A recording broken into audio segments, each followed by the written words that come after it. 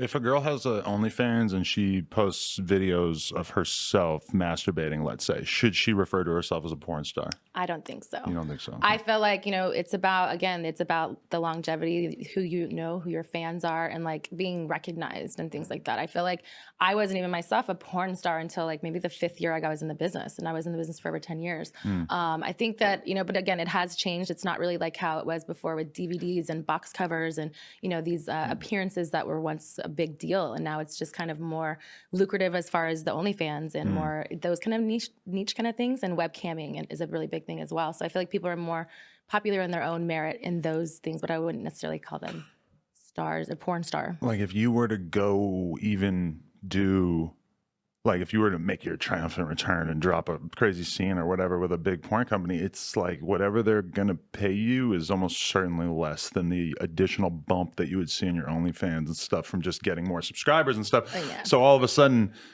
the mainstream porn companies who used to be like the sole source of revenue for somebody like you, not sole, but like majority of the money you were bringing in, all of a sudden are just basically like an advertising platform for your own thing.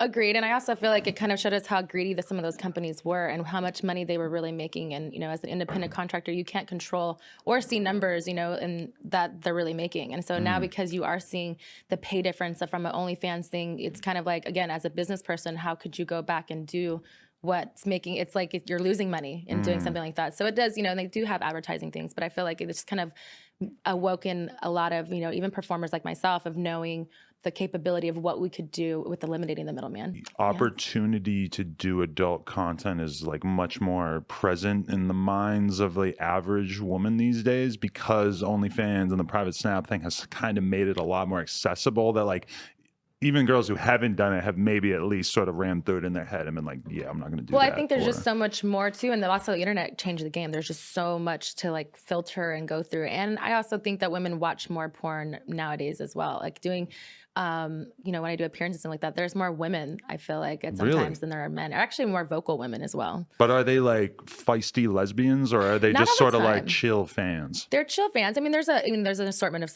of every kind of fan, But I feel like for me, one thing I get a lot is they're like, thank you for being a curvy girl and like letting us feel Mm. comfortable and like in our own skin, Oh, because that's cool. I kind of like I don't know, like I've just always felt comfortable in my own skin, so I felt like I'm just like to be naked most of the time. So they just like kind of thinking that way. So for me, I think that that's a really cool to get out of that because I'm not the average skinny big boob like girl. I have curves, I have hips, I've got a booty.